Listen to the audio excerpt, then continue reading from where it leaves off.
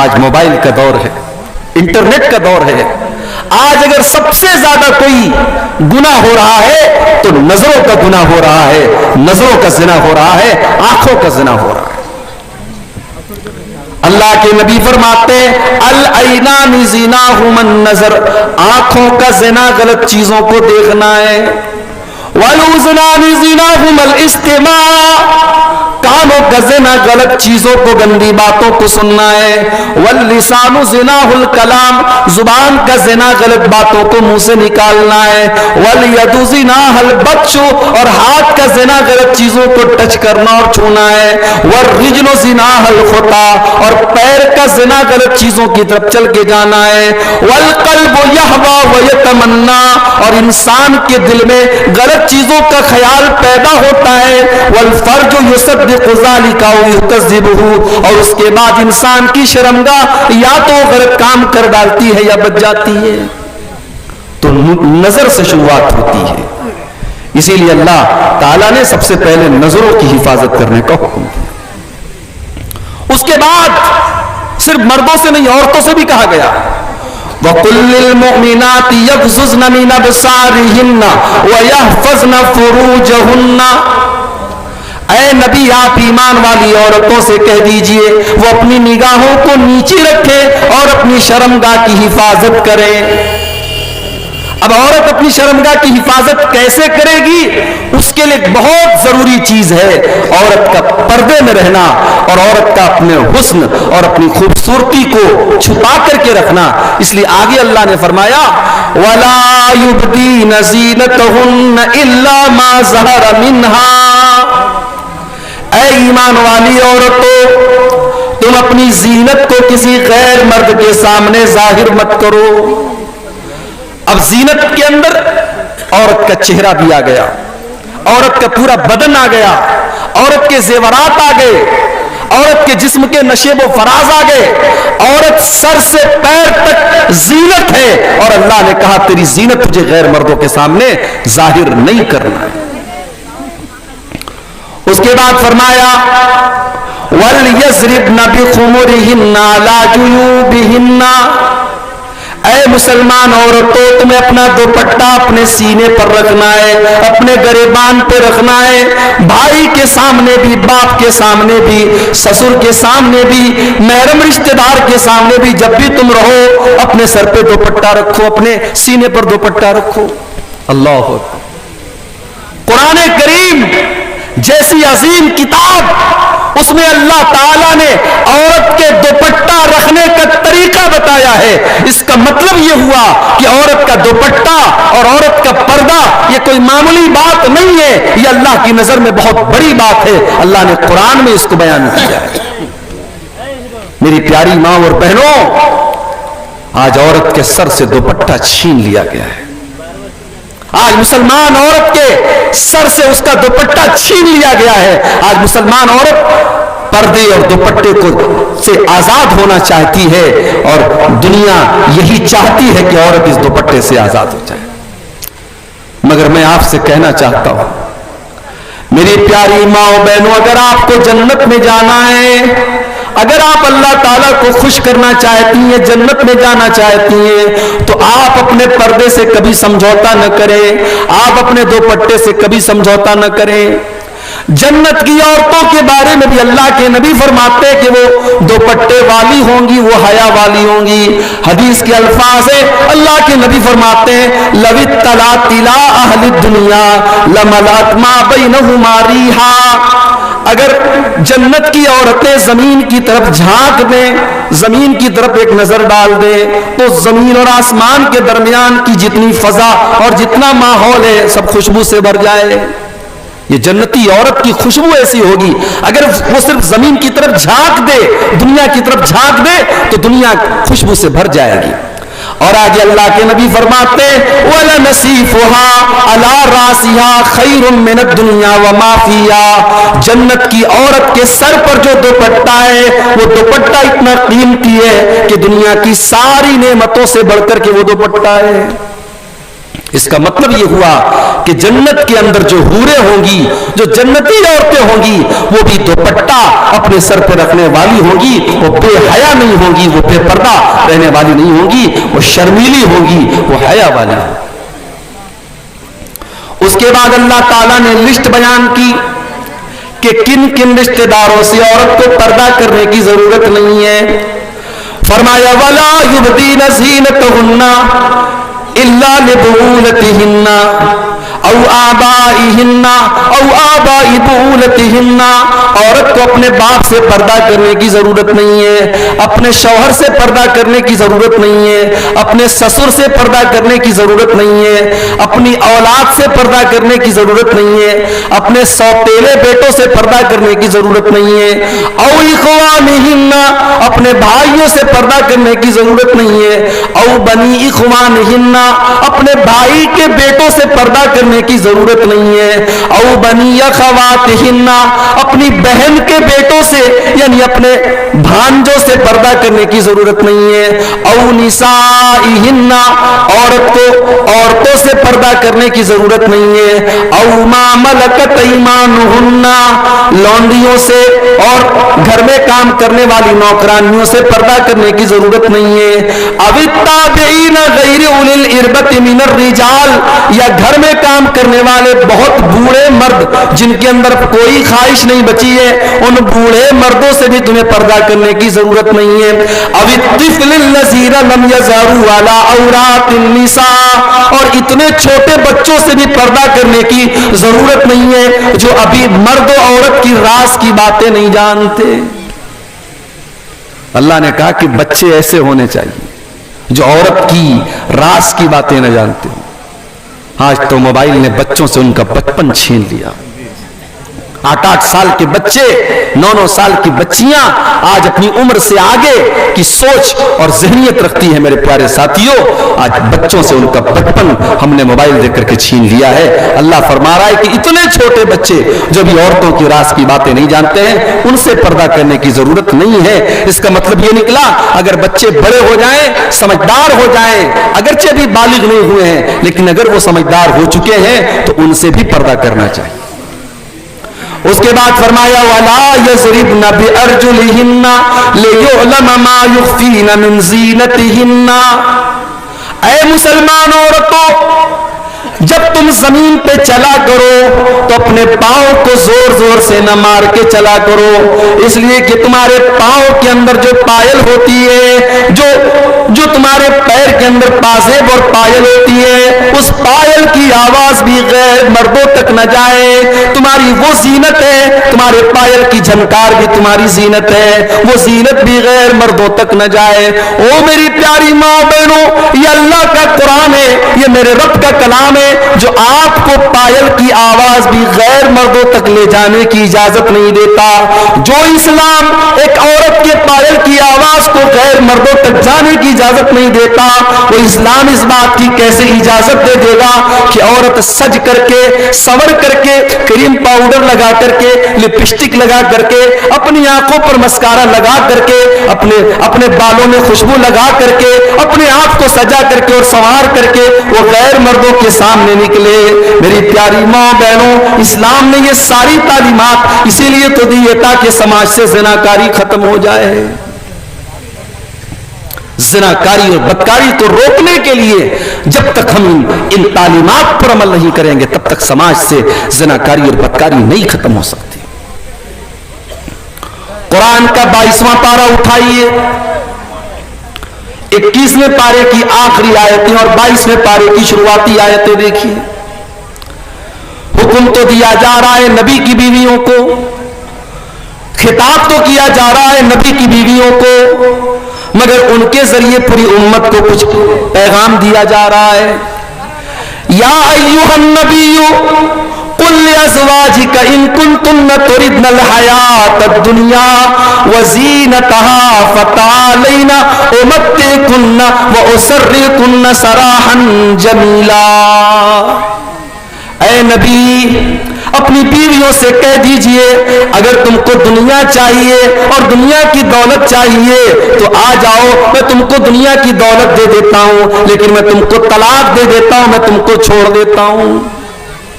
میری ماں اور بہنوں، آج شوہر اگر حلال طریقے سے پیسہ کماتا ہے، اگر شوہر محنت کر کے پیسہ کماتا ہے تو عورتوں کو راس نہیں آتا، ان کو یہ لگتا ہے ہمارے ارمان پورے نہیں ہو سکتے۔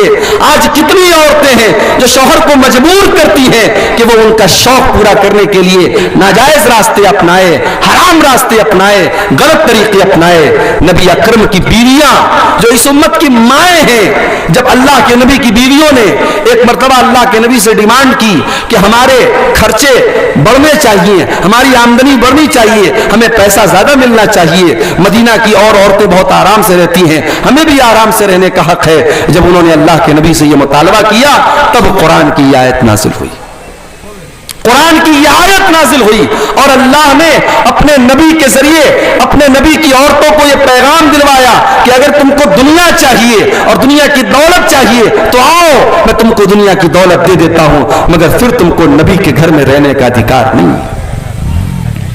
اے نبی کی عورتوں، اگر تمہیں دنیا کی رنگینی، دنیا کی دولت، دنیا کی چکا چوند چاہیے تو آ جاؤ، میں تم کو دنیا کی دولت دے دیتا ہوں، لیکن میں تم کو اپنے نبی کے گھر سے، اپنے گھر سے میں تم کو نکال دیتا ہوں۔ وَإِن كُنتُنَّ تُرِدْنَ اللَّهَ وَرَسُولَهُ وَالدَّارَ الْآخِرَةَ فَإِنَّ اللَّهَ أَعَدَّ لِلْمُحْسِنَاتِ مِنكُنَّ أَجْرًا عَظِيمًا، اور اگر تم اللہ سے محبت کرتی ہو، رسول سے محبت کرتی ہو اور آخرت میں اپنا گھر بنانا چاہتی ہو تو اے نبی کی بیویو، تم نبی کے ساتھ رہو، اچھے کام کرتی رہو، اللہ کے نبی کے ساتھ رہو گی تمہیں اللہ جنت عطا کرے گا۔ ہاں، تمہیں نبی کے گھر میں عیش و آرام تو نہیں ملے گا، بہت اچھا گھر تو نہیں ملے گا، بہت اچھا کھانا تو نہیں ملے گا، لیکن اگر تم نبی کے ساتھ نیکی کا کام کرتی رہو گی تو اللہ کا وعدہ ہے تم کو جنت ضرور ملے گی۔ جب قرآن کی یہ دونوں آیتیں نازل ہوئی، صحیح بخاری کی روایت ہے، اللہ کے پیارے نبی صلی اللہ علیہ وسلم اپنی سب سے محبوب بیوی حضرت عائشہ کے پاس آئے۔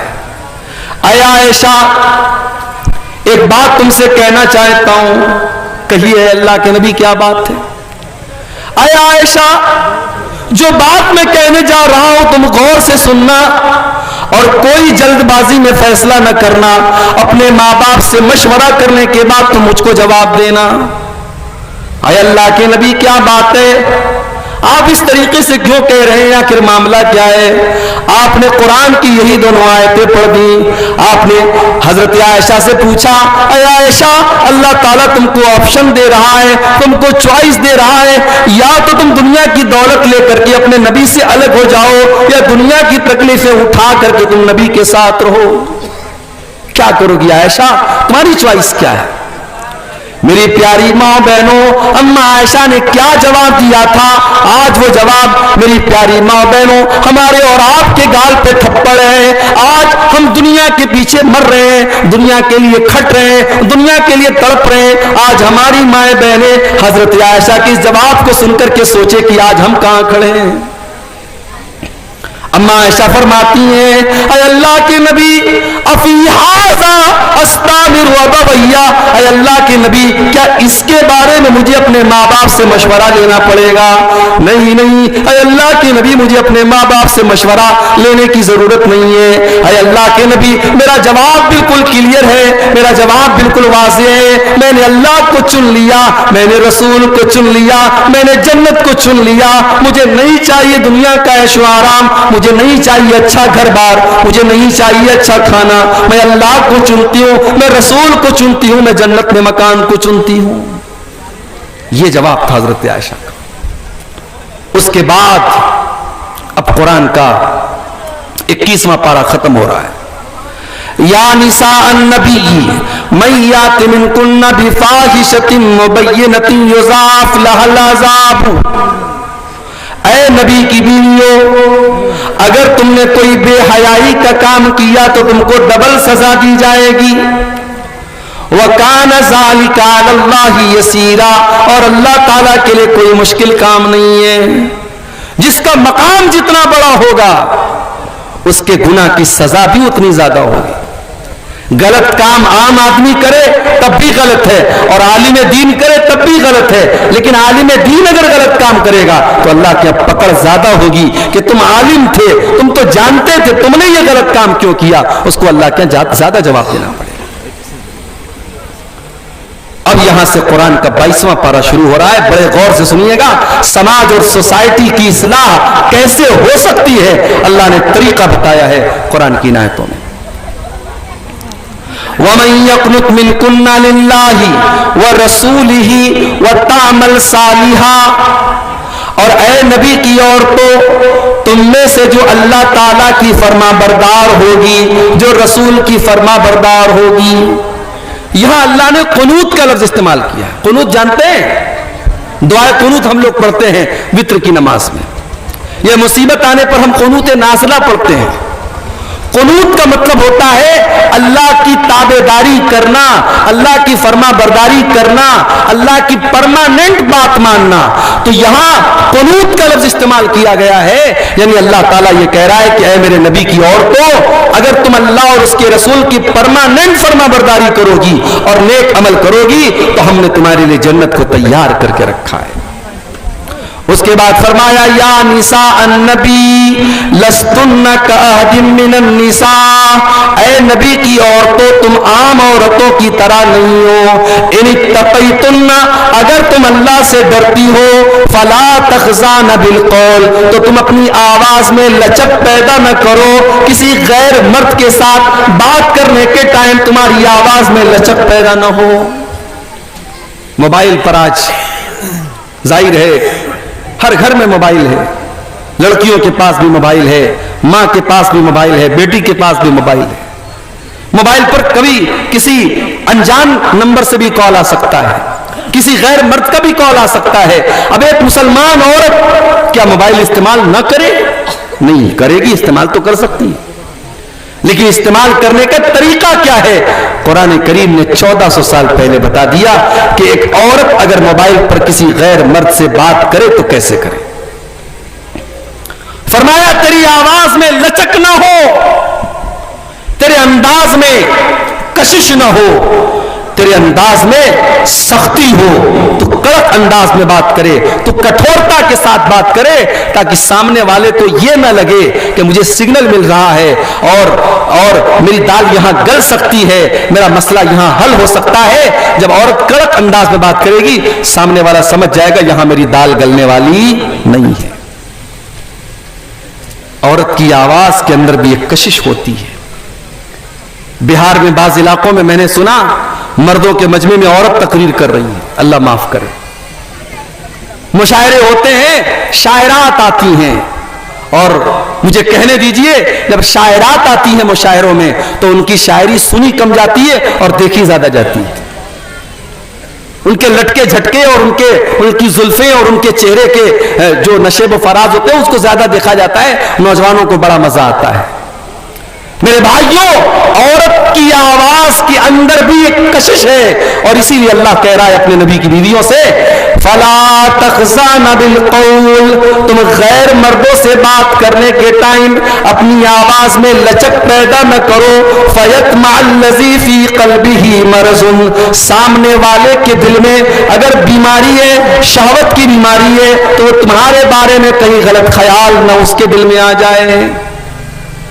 لیکن کڑک انداز میں بات کرنے کا یہ مطلب نہیں ہے کہ آپ بدتمیزی کریں, آپ گالی گلوچ کریں. وَقُلْنَ قَوْلًا مَعْرُوفًا, جو بھی بات کرو صحیح بات کرو, دستور کے مطابق کرو, درست بات کرو, اچھی بات کرو.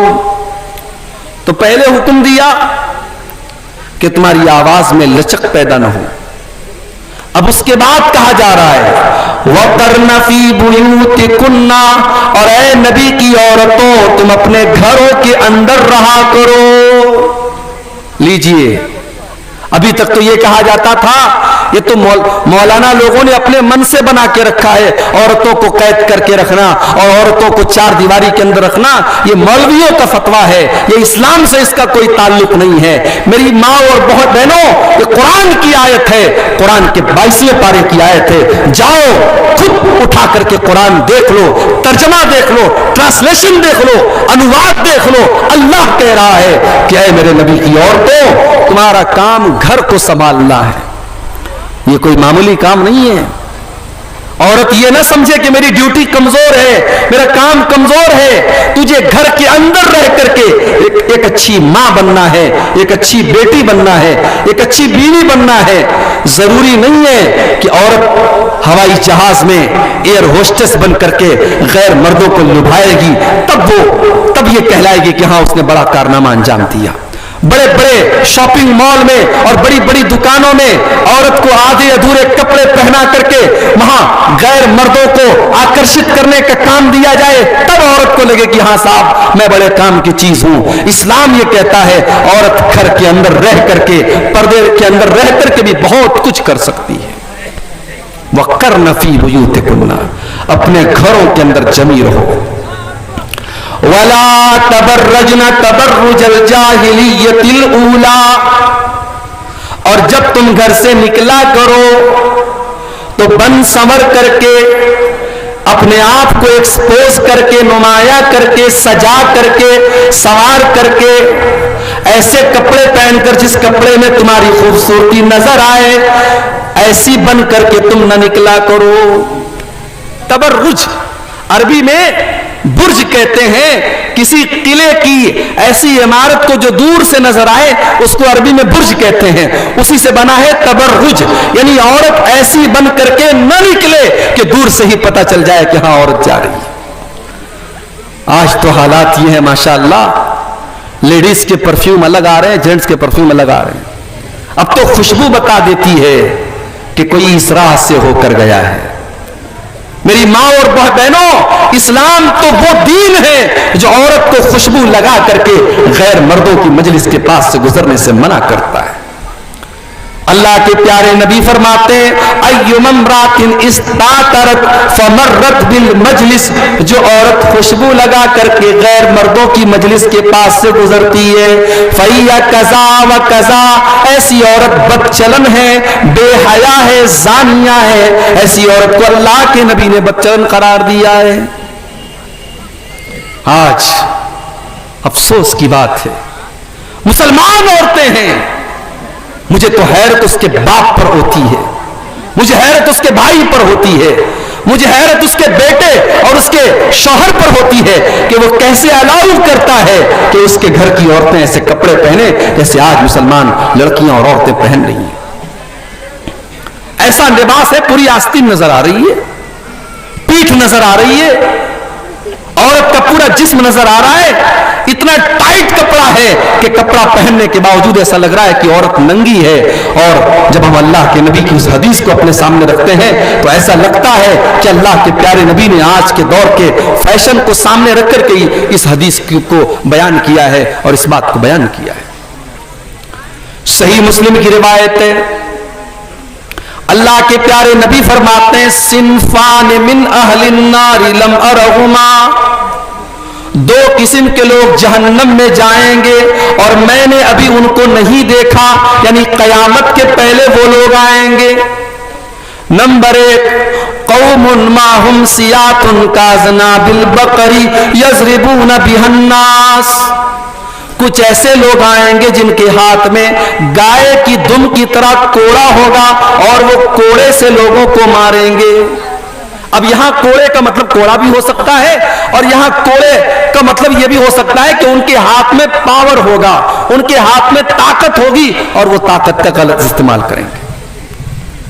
آج آپ دیکھ لیں مجھے کسی کا نام لینے کی ضرورت نہیں ہے. جہاں بھی ظلم ہو رہا ہے اور ظالم کسی بھی نام سے اور کسی بھی شکل سے اگر ظلم کر رہا ہے تو یہ حدیث آپ وہاں پر فٹ کر سکتے ہیں. جو اپنی کرسی کا ناجائز فائدہ اٹھائے, جو اپنے پاور کا غلط استعمال کرے, جو مجبوروں پر ظلم کرے, جو بے قصوروں کے گھروں کو گرا دے, جو مجبوروں پر غریبوں پر ظلم کرے, وہ یاد رکھے اللہ کی لاٹھی میں آواز نہیں ہوتی. اللہ کی لاٹھی میں آواز نہیں ہوتی. جو آج صاحب مسند ہیں کل نہیں ہوں گے, کرایہ دار ہیں, ذاتی مکان تھوڑی ہے. آج اگر آپ کے پاس اقتدار اور کرسی ہے کل نہیں ہوگی, اور جب کل نہیں ہوگی تب آپ اپنے انجام کو بھگتیے گا. میرے پیارے ساتھیوں, اللہ کے نبی فرما رہے ہیں کہ ایسے لوگ ہوں گے جن کے ہاتھ میں گائے کی دم کی طرح کوڑا ہوگا اور وہ دوسروں کو ماریں گے.